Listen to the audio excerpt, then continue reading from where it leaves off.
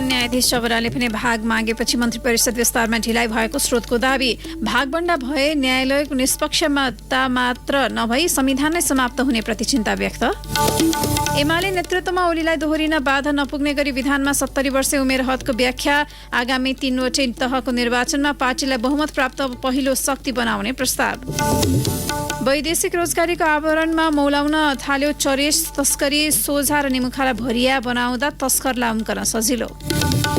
Nepali धनाढ्यहरूले tax heaven मुलुकमा company खोलेर लगानी गरेको विषयमा रिपोर्ट सार्वजनिक। चौधरी र गोल्छा समूहका परिवारको नाम समावेश। टोनी ब्लेयरदेखि जोर्डनका राजासम्मको नाम उल्लेख।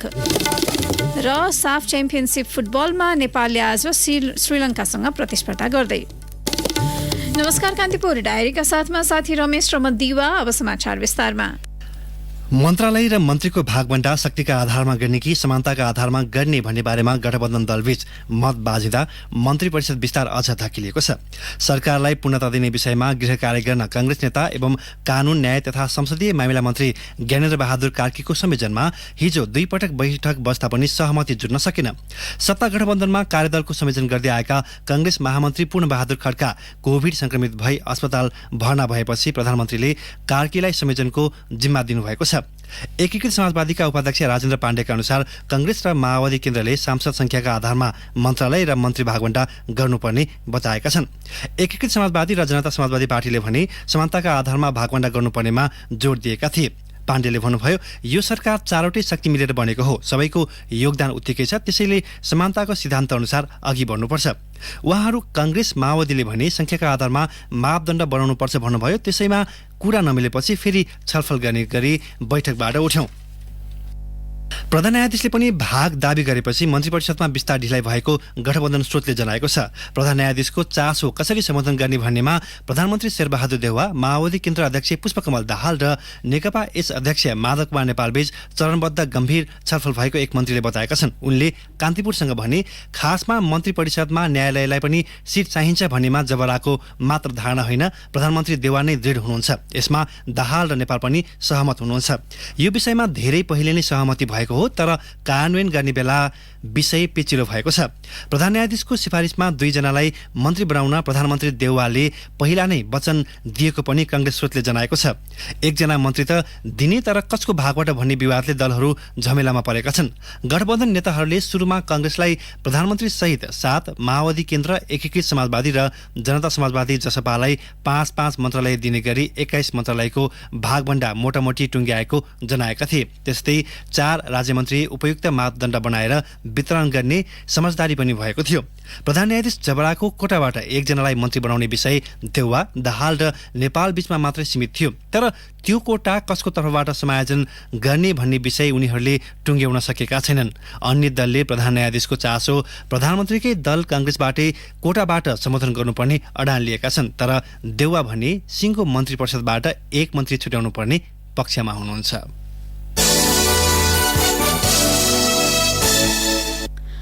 एमालेको 10औं राष्ट्रिय महाधिवेशन बुटवलमा हुने भएको छ। 3 दिने विधान महाधिवेशन समापनका क्रममा हिजो एमाले अध्यक्ष केपी शर्मा ओलीले राष्ट्रिय महाधिवेशन हुने ठाउँ घोषणा गर्नुभयो। ठाउँ त केही पनि विधान महाधिवेशनपछि जारी विज्ञप्तिमा मिति खुलाइएको छैन। एमालेमा जनताको बहुदलीय जनवादलाई कार्यक्रममा के सिद्धान्त मान्ने भन्नेमा मतभेद रहँदै आएकामा विधान महाधिवेशनको यसलाई पार्टीको मार्गदर्शक सिद्धान्तका रूपमा अंगीकार गर्ने निर्णय गरेको छ। विधान महाधिवेशनले राष्ट्रिय महाधिवेशनबाट ओलीलाई नै पुनः अध्यक्ष चुन्ने लगभग निश्चित गरेको छ। ओलीलाई नेतृत्वमा दोहोरिन बाधा नपर्ने गरी विधानमा 70 वर्षे उमेर हदको थप व्याख्या गरिएको छ। परिमार्जित विधान अनुसार 15 पदाधिकारी सहितको केन्द्रीय नेतृत्व आगामी महाधिवेशन छानिनेछन्। राष्ट्रिय महाधिवेशनमा सकेसम्म सर्वसम्मत नेतृत्व अध्यक्ष सहितका केन्द्रीय पदाधिकारी चयनको कोसिस हुने एमाले नेताहरूले बताएका छन्। विधान महाधिवेशनमा पार्टी अध्यक्ष ओलीको राजनीतिक र महासचिव ईश्वर पोखरेलको संगठनात्मक प्रतिवेदनका साथै उपमहासचिव विष्णु पौडेलले प्रस्तुत गरेको विधान संशोधन प्रस्तावमाथि गरिएको समूहगत छलफल र त्यहाँबाट प्राप्त सुझाव समेत समेटेर एमाले आगामी नीति, संगठनात्मक संरचना र लक्ष्य तय गरेको छ। सहभागी 6347 नेता कार्यकर्तालाई 10 समूहमा विभाजन गरी 3वटा प्रतिवेदनमाथि सुझाव मागिएको थियो। ती सुझाव समेटेर परिमार्जनसहित प्रतिवेदन पारित गरिएको एमाले प्रचार विभाग प्रमुख योगेश भट्टराईले जानकारी दिनुभयो। यसै अर्ली इलेक्सन माग गरेका ओलीले आगामी 3वटै तहको निर्वाचनमा पार्टीलाई बहुमत प्राप्त पहिलो शक्तिका रूपमा स्थापित हुने गरी चुनावी तयारीलाई तीव्रता दिने प्रस्ताव गर्नुभएको छ। यसैबीच नेकपा एमालेका अध्यक्ष केपी शर्मा ओलीले आफू नेतृत्वको सरकार ढाल्न भूमिका खेल्ने सबै विरोधी भएको बताउनु भएको छ। विधान महाधिवेशनको समापन सम्बोधनमा बोल्दै विरोधी को हुन् भन्ने बारे शास्त्र पढ्न आवश्यक नभएको तर्क गर्नुभयो। पूर्व प्रधानमन्त्री समेत रहनुभएका अध्यक्ष ओलीले सरकार ढाल्न जसले भूमिका खेले, जसले प्रतिपक्षमा पुर्याए, कम्युनिस्ट सरकार ढालेर कांग्रेसको नेतृत्वमा सरकार बनाउनु अग्रगमन र क्रान्तिकारिता हो भनेर गएको भन्दै सरकार ढालेर क्रान्ति गर्यो भन्नेहरू विरोध भएको दावी गर्नुभयो। अध्यक्ष ओलीले गठबन्धनको सरकारलाई विरोधीको संज्ञा दिँदै पछिल्लो समय आफूमाथि अनगिन्ती प्रहार हुने गरेको बताउनु भएको छ। जब पहिलोपल्ट मेरो नेतृत्वमा सरकार बन्यो, नाकाबन्दीको डटेर मुकाबला गरियो, उत्तरतर्फबाट पनि पारवन र यातायातका सम्झौताहरू भए, त्यसपछि त्यति बेला नेतृत्वका विरुद्ध उधम खोइरो खन्ने काम भयो। यति निकममा सरकारै हुँदैन भन्ने हल्ला चलाइए। यति बेला हामी माथि चौतर्फी हमला भइरहेको छ। वैचारिक हमला त्यत्तिकै भएको छ, अरू प्रकारका पनि हमलाहरू भएका छन्। हाम्रो विचारमाथि हमला भएको छ, हाम्रो संगठनमाथि हमला भएको छ। नेकपा एमालेको महाधिवेशनमा ब्यानर देखिए अरे, झण्डा देखिए अरे, अलिक तामझाम देखियो अरे, नेतृत्वका विरुद्ध होइन समर्थनमा कार्यकर्ता बोलेको देखियो अरे, अनि छाती पिट्छन् विरोधीहरू।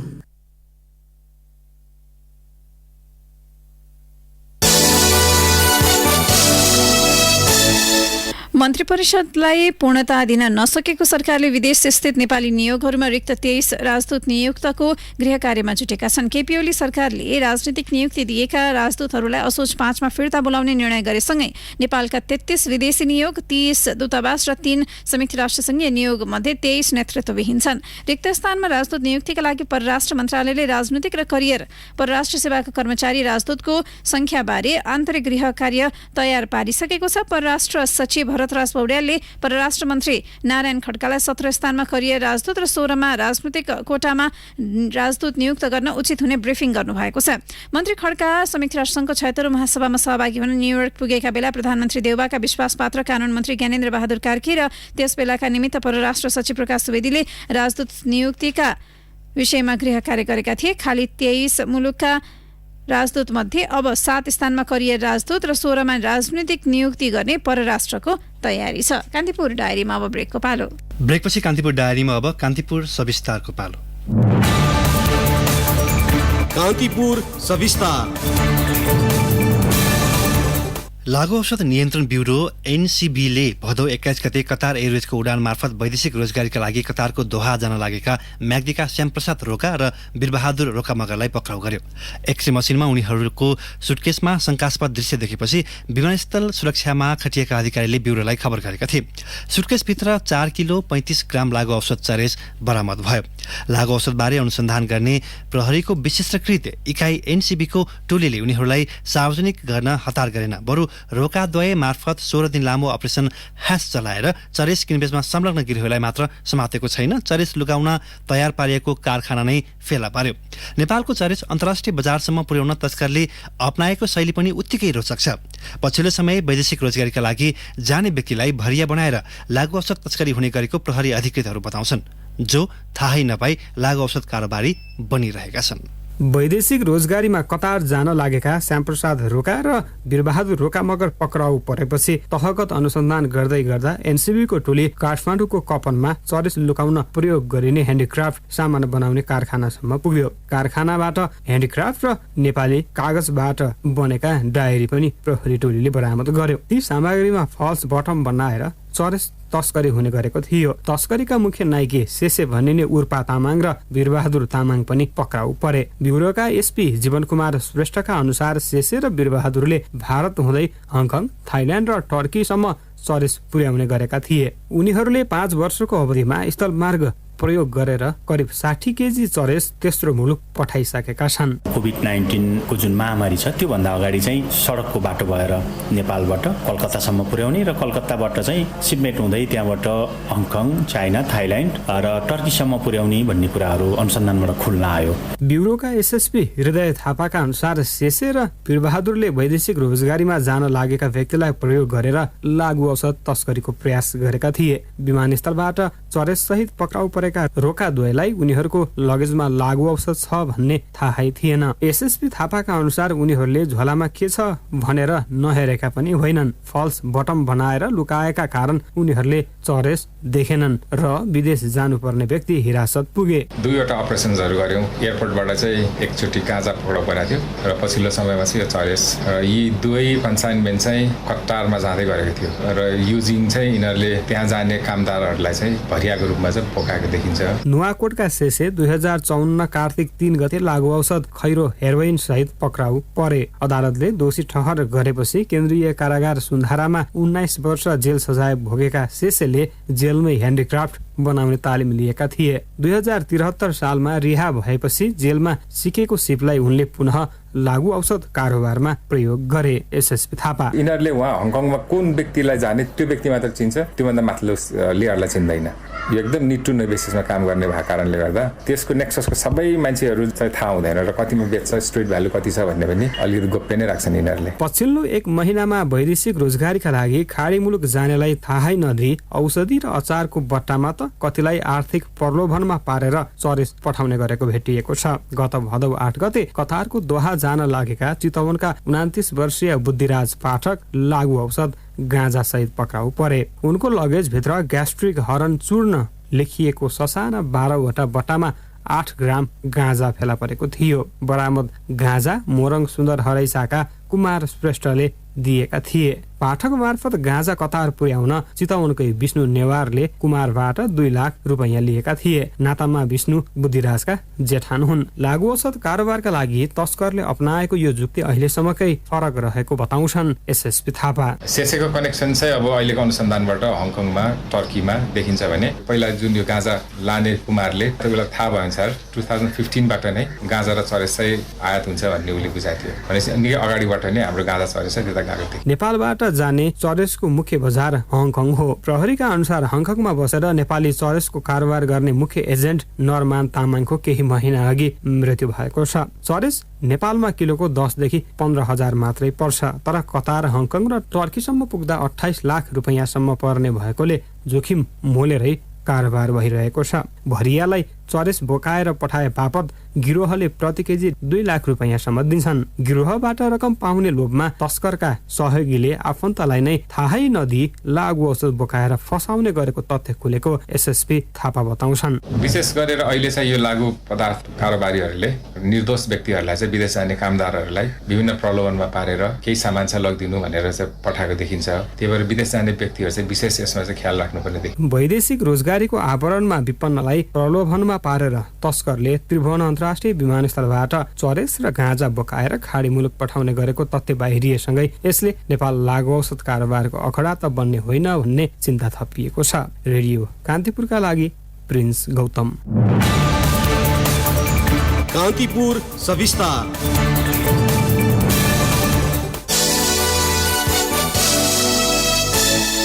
गैरकानूनी धन लुकाउन सजिलो मानिने ट्याक्स हेभन मुलुकमा कम्पनी खोलेर नेपाली धनाढ्यहरूले लगानी र सेयर खरिद बिक्री गरेको विषयमा विस्तृत रिपोर्ट सार्वजनिक भएको छ। अन्तर्राष्ट्रिय खोज पत्रकारहरूको सञ्जाल ICIJ को संयोजनमा खोज पत्रकारिता केन्द्र खोपके नेपालले सार्वजनिक गरेको एउटा रिपोर्टमा नेपालका केही व्यक्ति र व्यापारिक घरानाले अफसोर कम्पनी खोलेर गोप्य लगानी गरेको उल्लेख छ। विगतमा Panama Papers, Paradise Papers, FinCEN file सार्वजनिक गरेको ICIJ ले यसपटकको रिपोर्टिङलाई पेन्डोरा पेपर्स भन्ने नाम दिएको छ र यसलाई अफसोर लगानीतर्फ हालसम्मकै ठूलो खुलासा भनिएको छ। 117 मुलुकका 600 भन्दा बढी पत्रकार समावेश भएको खोजमा खोज पत्रकारिता केन्द्रबाट पत्रकारहरू कृष्ण आचार्य र रामु सापकोटा सहभागी थिए। 90 देशका 330 भन्दा धेरै राजनीतिक कर्मी, विभिन्न देशका राष्ट्रपति, प्रधानमन्त्री, मन्त्रीहरू, व्यवसायी, सरकारी अधिकारी, सेलिब्रिटी र अपराधमा संलग्नहरूले समेत अफसोर खाता र सेल कम्पनी मार्फत अवैध लगानी गरेको र रकम लुकाएको छाया अर्थतन्त्र चलाइरहेको दाबी पेन्डोरा पेपर्समा गरिएको छ।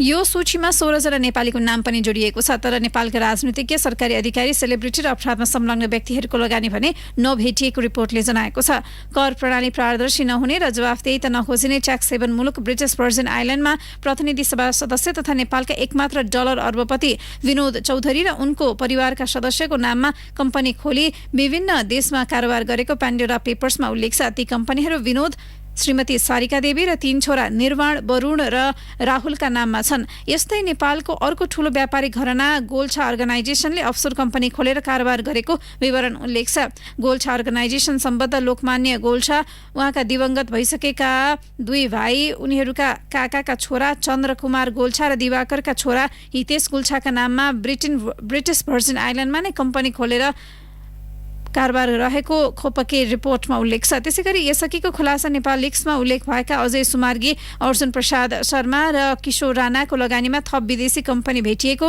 रिपोर्टमा दाबी छ।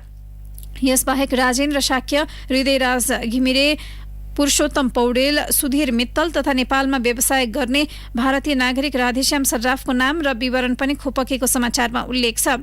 स्वदेशबाट पैसा लगेर विदेशमा लगानी गर्न नेपाली कानूनले निषेध गरेको छ, तर कुनै पनि नागरिक अविच्छिन्न रूपमा 183 दिन विदेशमै बस्छ भने गैर आवासीय नेपालीको हैसियतमा विदेशमा कम्पनी खोल्न र कारोबार गर्न पाउने सुविधा छ। तर गैर आवासीय नेपालीका रूपमा विदेशमा खाता खोलेर नेपाली लगानी उता लैजानु भने कानून विपरीत हो। खाता खोलिएका भनिएका नेपालका व्यक्ति तथा घरानाले खासमा कति रकम कुन माध्यमबाट कसरी विदेश लगेका हुन् भन्ने विस्तृत विवरण पेन्डोरा पेपर्समा छैन। त्यस्तै गैर आवासीय नेपालीको हैसियतमा खुलेका खातावालको नाम मात्र आएको छ, तर उनीहरूले कानून अनुसार खाता खोलेका हुन् कि कानून मिचेका हुन् भन्नेमा रिपोर्ट आफै अन्यलमा छ। जसमाथि आरोप लागेको हो उनीहरूको भनाइ पनि अत्यन्तै संक्षिप्तमा मात्र समेटिएको छ, जसले न उनीहरूलाई सफाई दिएको छ न आरोप थप बलियो बनाएको छ। तापनि पेन्डोरा पेपर्स मार्फत गरिएको खुलासाले विदेशमा गैर कानुनी रूपमा खाता खोल्ने, कम्पनी सञ्चालन गर्ने र कारोबार गर्ने विषयमा थप बहसको वातावरण बनाएको छ। राष्ट्रिय जनगणनाका लागि सुपरी बेचेन पठाउने आनाकानी गर्दा मुलुकको नयाँ चुच्चे नक्सामा परेका महाकाली पारीको कालापानी लिपुले क्षेत्रमा घर तथा घर परिवार सूचीकरण हुन सकेन। पहिलो चरणको सूचीकरणका लागि सो क्षेत्रमा जान नेपालबाटै बाटो नभएको र भारतको बाटो भएर जानका लागि सरकारले नहराएको भन्दै जिल्ला तथ्याङ्क कार्यालयले सुपरी बेचक नै पठाएन।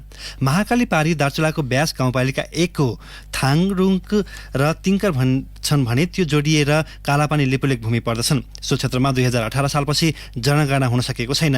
केन्द्रीय तथ्याङ्क विभागका निर्देशक ढुनीराज लामिछानेले भन्नुभयो, घर परिवार सूचीकरण हुन सकेन, अब समन्वय भएमा मूल गणना होला एकैचोटि। त्यसका लागि कूटनीतिक पहल सुरु गर्ने भनेका छौँ। त्यसको पहल परराष्ट्र मन्त्रालय गर्छ, यता अन्य विधि तयारी गर्दै जानेछौँ। कान्तिपुर डायरीमा पुनः ब्रेकको पालो।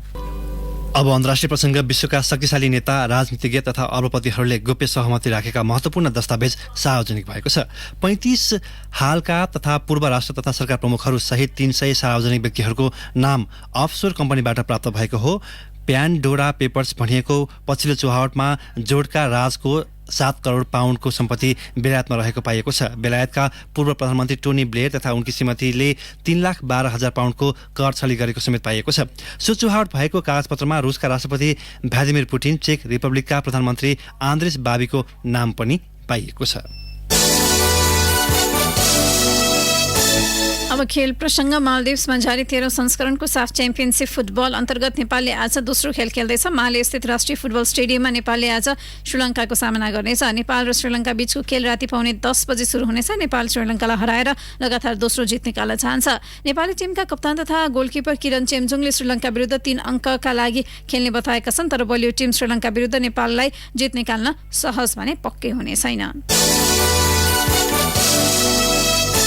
अब मौसम सम्बन्धी जानकारी। देशभर आंशिकदेखि सामान्य बदली रही केही स्थानमा हल्कादेखि मध्यम वर्षाको सम्भावना रहेको मौसम पूर्वानुमान महाशाखाले जनाएको छ। केही बेला कि 20 डिग्री सेल्सियस मापन गरिएको काठमाडौँ उपत्यकाको अधिकतम तापक्रम आज 28 डिग्री सेल्सियससम्म पुग्ने महाशाखाको अनुमान छ। सूर्योदय बिहान 5:58 भयो भने सूर्यास्त साँझ 5:47 हुनेछ। अवस्था अहिलेका लागि यस बुलेटिनको समय सकिएको छ। केही बेरमा प्रसारण हुने हाम्रो नियमित कार्यक्रम द हेडलाइनर्समा आज हामी नेकपा एमालेका उपमहासचिव विष्णु पौडेलसँग कुराकानी